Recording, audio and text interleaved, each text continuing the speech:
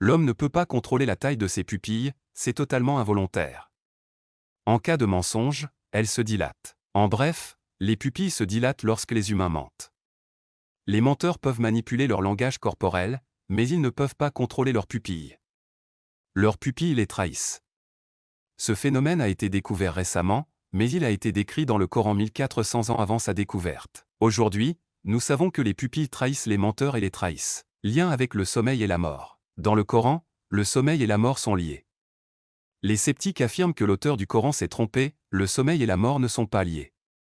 Aujourd'hui, les scientifiques confirment que le tronc cérébral, organe du cerveau qui régule le cycle du sommeil, est également lié à la mort. Le tronc cérébral régule le cycle du sommeil. Intégration de l'éveil, du sommeil, du contrôle cardiovasculaire et respiratoire dans le tronc cérébral. Le tronc cérébral contient plusieurs zones critiques impliquées dans le contrôle de l'éveil comportemental, du cycle veille-sommeil, de la fonction cardiovasculaire et de la respiration.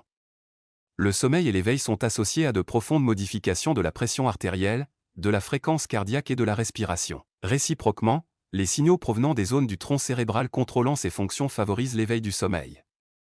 Ces interactions impliquent des neurones répartis dans toute la partie rostrocaudale du tronc cérébral. Ces neurones utilisent principalement l'acide aminé excitateur L-glutamate ou l'acide aminé inhibiteur aminobutyrique, GABA, et leur activité est modulée en fonction de l'état par les neurones cholinergiques, monoaminergiques et peptidergiques du tronc cérébral et de l'hypothalamus. Des études récentes chez les rongeurs utilisant l'optogénétique et d'autres approches pour l'activation ou l'inactivation sélective de groupes spécifiques de neurones du tronc cérébral, identifiés par leur expression unique de marqueurs neurochimiques, ont conduit à une réévaluation des concepts classiques sur les mécanismes du tronc cérébral contrôlant l'éveil, le cycle veille-sommeil, 1-3 la fonction cardiovasculaire 4-6 et la respiration 7,8 Certains résultats sont étayés par des corrélations clinico-pathologiques chez l'homme et permettent de mieux comprendre la physiopathologie du tronc cérébral dans des troubles tels que l'atrophie multisystématisée, AMS, l'apnée obstructive du sommeil, le syndrome d'hypoventilation centrale congénitale, le syndrome de la mort subite du nourrisson et la mort subite inattendue en cas d'épilepsie. Neurologie, intégration de l'éveil, du sommeil, du contrôle cardiovasculaire et respiratoire dans le tronc cérébral, 2018. Le tronc cérébral est lié au sommeil.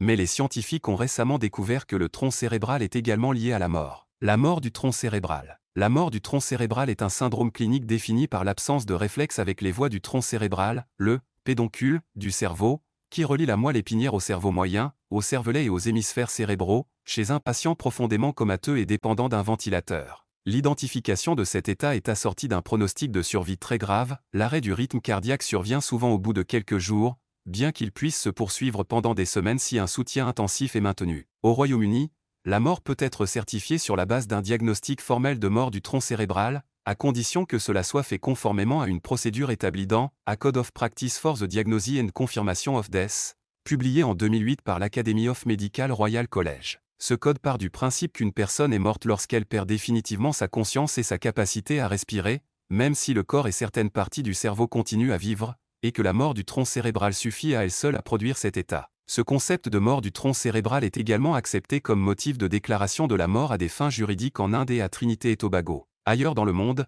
le concept sur lequel repose la certification de la mort pour des raisons neurologiques est celui de la cessation permanente de toute fonction dans toutes les parties du cerveau, la mort cérébrale totale, avec lequel le concept britannique ne doit pas être confondu. Le Conseil présidentiel de bioéthique des États-Unis a clairement indiqué, par exemple dans son livre blanc de décembre 2008, que le concept et les critères cliniques britanniques ne sont pas considérés comme suffisants pour le diagnostic de la mort aux États-Unis. Wikipédia, mort du tronc cérébral, 2022. Le tronc cérébral est lié à la fois au sommeil et à la mort. Cette découverte est récente, mais elle a été décrite dans le Coran 1400 ans avant qu'elle ne soit découverte. Il y a des choses que tu fais qui t'éloignent d'Allah, si tu veux savoir quoi, clique sur le lien dans la description de la vidéo. Coran 39, 42 Allah prend les âmes au moment de leur mort, et celles qui ne sont pas mortes pendant leur sommeil. Il retient celles pour lesquelles il a décrété la mort, et il libère les autres jusqu'à un moment déterminé. Il y a là des signes pour les gens qui réfléchissent. Allah prend les âmes au moment de leur mort, et celles qui ne sont pas mortes pendant leur sommeil. Dans ce verset, le sommeil et la mort sont liés. Nous savons aujourd'hui que le sommeil et la mort sont liés par le tronc cérébral. Comment un homme analphabète qui vivait